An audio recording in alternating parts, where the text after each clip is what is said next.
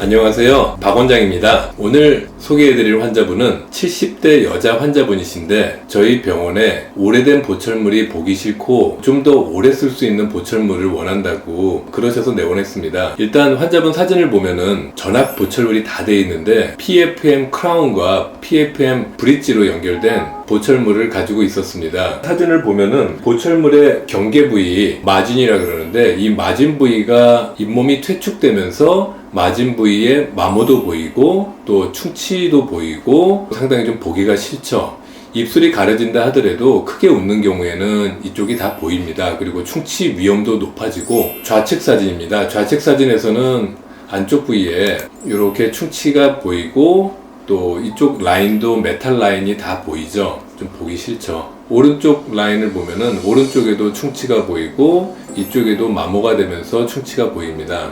아래쪽 메탈 라인도 보기가 싫고요. 상악 쪽에 교환면 쪽에서 본 사진입니다. PFM이라고 안쪽에 금속 구조물이 들어가고 위쪽에 포셀린이 올라가는 보철물이라고 말씀드렸는데 14번부터 24번까지 브릿지가 되어 있고 구치부 쪽에 다시 보철물이 되어 있습니다. 안쪽에 보시면 상당히 오랫동안 사용을 하시면서 안쪽에 포셀린이 다 마모가 됐고 그로 인해서 안쪽에 금속이 노출되어 있습니다. 하악 사진입니다. 하악 사진은 조금 흐리게 나오긴 했는데 마찬가지로 전치부 쪽에는 PFM 브릿지가 되어 있고 구치부 쪽에 또 브릿지가 되어 있습니다. 자, 엑스레이 사진입니다. 하악 우측 구치부 쪽에는 4번 브릿지가 되어 있는데 안쪽에 파닉이라고 이가 없는 부위를 앞뒤 치아를 이용해서 이를 걸었고 하악 좌측 부위도 브릿지라고 이가 없는 부위를 만들기 위해서 건전한 치아들을 삭제한 걸 보입니다. 사실 브릿지도 요즘도 하는 치료긴 한데 대부분의 경우에는 임플란트 쪽을 많이 선호하십니다. 그래서 저도 이번에 보철물을 다시 하면서 좀 더 오래 쓰고 튼튼하게 보철물을 원하셨기 때문에 기존에 브릿지 되어 있는 거는 지대치는 발치하거나 그런 거 없이 그대로 살리고 치아가 없는 파닉 부위에는 임플란트를 계획했습니다. 상악 쪽에도 좌우측 제일 후방 구치가 하나씩 없는데 캔트레버 브릿지라고 요즘은 잘 사용을 하지 않는 방법입니다. 환자분이 예전에 치료를 받았고 더구나 수술이나 이런 거를 좀 겁이 많아 하셨기 때문에 임플란트를 하지 않고 캔트레버라는 최후방 부위에 이를 이렇게 다는 보철물을 하시지 않았을까 싶습니다. 캔트레버 브릿지를 요즘 하지 않는 이유는 오래 쓰시다 보면은 지금도 이쪽에 보시면은 이렇게 치아 우식증이 좀 보이거든요. 오래 지나면은 시소 작용을 해서 이쪽으로 힘이 갈 때는 잡아줄 수 있지만 최후방으로 구치부 쪽에 교합력이 가해질 때는 치아가 들썩들썩하기 때문에 시간이 오래 지나면은 안쪽 부위에 충치가 생기는 경우가 많습니다. 그래서 요즘은 최후방 치아 상실의 경우에는 캔트레버 브릿지를 안 하고 임플란트를 해서 해결을 합니다. 치료 후 사진을 보면은 처음에 오셨을 때 사진이랑 많이 좀 틀리죠. 치은 퇴축된 부위를 보철물로 커버를 했고 잇몸 경계 부위도 훨씬 더 낫죠. 그리고 아까 처음에 봤을 때는 잇몸도 사실 약간 부어있는 느낌도 있고 보철물이 정확히 적합이 안 되기 때문에 좀 문제가 보였는데 지금 사진을 보면은 일단 보기에도 좋고 잇몸 상황도 깨끗하게 보이고요. 그냥 얼핏 봐서는 자연치 같아 보입니다. 상악 같은 경우에는 좌우측 잇몸 선이 좀 틀리긴 한데 잇몸 선을 맞추려면은 부분 교정을 통해서 이를 조금 더 내리고 잇몸 라인을 조정할 수는 있는데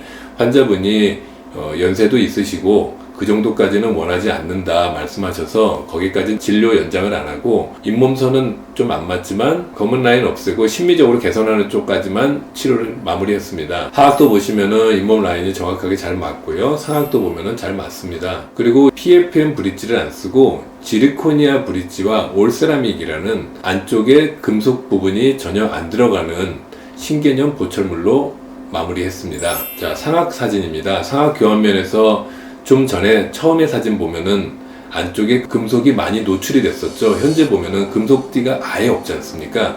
훨씬 더 보기가 좋고, 또 지르코니아라 그러면은 예전에 PFM이라 할 때 포슬린이라는 이 색깔 똑같이 이 색깔 나는 재료가 있지만 포슬린보다는 지르코니아가 훨씬 더 강도가 셉니다. 강도가 크고 더 단단하기 때문에 아마 더 오래 쓰지 않을까 싶습니다. 구치부를 보면은 아까 최후방 구치에 캔트레버 브릿지라는 걸 잘 안 한다고 말씀드렸는데, 이쪽에는 임플란트입니다. 임플란트고 보철물은 지르코니아 크라운으로 마무리했고요. 임플란트 가운데 보면은 이렇게 약간 색깔이 틀린 동그란 부위가 있죠. 이 부위로 임플란트의 나사를 이용해서 나사로 치아 보철물을 고정을 했습니다. 필요에 따라서는 요 안쪽에 레진만 제거를 하면은 다시 보철물을 풀고 안쪽을 소독하고 깨끗하게 청소할 수 있습니다. 추후에 임플란트가 싱글인 경우에는 오래 쓰시다 보면은 나사 풀림이 일어날 수도 있는데, 이렇게 홀을 만들어 놓으면은 추후에 만약 나사 풀림이 있다든지 뭐 다른 보철 수리가 필요하다든지 할 때 쉽게 제거를 하고 다시 넣어 드릴 수 있습니다. 하악 교환면도 깨끗하게 보철물이 브릿지가 이렇게 형성이 되어 있고, 구치부 쪽에는 임플란트 크라운이 이렇게 들어가 있습니다. 하악 우측에는 임플란트 크라운이 5, 6번이 들어가 있고, 하악 좌측에는 6번 임플란트 크라운이 되어 있습니다. 이 홀만 아니면 뭐 거의 비슷하게 다 보입니다. 치료 후 엑스레이 사진입니다. 처음 사진에서 치아가 없는 부위에 파닉으로 만들었던 부위를 지대치는 다 살리고 없는 부위를 임플란트와 임플란트 크라운을 이용해서 보철 마무리를 했습니다. 최후방 구치를 임플란트를 이용해서 보철을 마무리했기 때문에 시간이 지나도 임플란트 앞쪽에 크라운이 충치가 생길 위험이 많이 줄어들 것이라고 예상됩니다. 치료 전후 엑스레이 사진입니다. 자, 여기 보시면은 뿔이 좀 남았던 것도 제거가 됐고, 최후방 구치는 임플란트로 마무리가 됐고, 오른쪽 아래 부분에 하악 우측 부위에 파닉 부위에 이가 없는 두 부위는 임플란트로 마무리, 그리고 하악 좌측 어금니 쪽에도 임플란트로 마무리가 됐습니다. 치료 전후 사진입니다. 치료 전이랑 치료 후랑 차이가 좀 많이 있죠. 하악 전치 PFM 브릿지로 되어 있는 부위도 지르코니아와 올세라믹 크라운을 이용해서 회복이 됐기 때문에 일단 맞은 부위에 여기 잇몸도 상당히 자연스럽고 잘 마무리가 된 케이스인 것 같습니다. 좀 아쉬움이 있다면 잇몸 라인을 조금 더 부분 교정을 통해서 내렸으면 좀 더 예쁘지 않았을까 싶고, 좌우측을 비교했을 때 환자분이 처음에 오셨을 때 저한테 말씀해 주셨던 보기 싫은 보철물을 개선시켜 줬으면 하셨고, 좀 더 오래 쓸 수 있는 보철물을 원하셨기 때문에 그 두 가지 면에서는 충분히 만족스러운 결과를 얻지 않았을까 싶습니다. 다음 시간에 다른 케이스를 가지고 찾아뵙겠습니다. 감사합니다. 끝.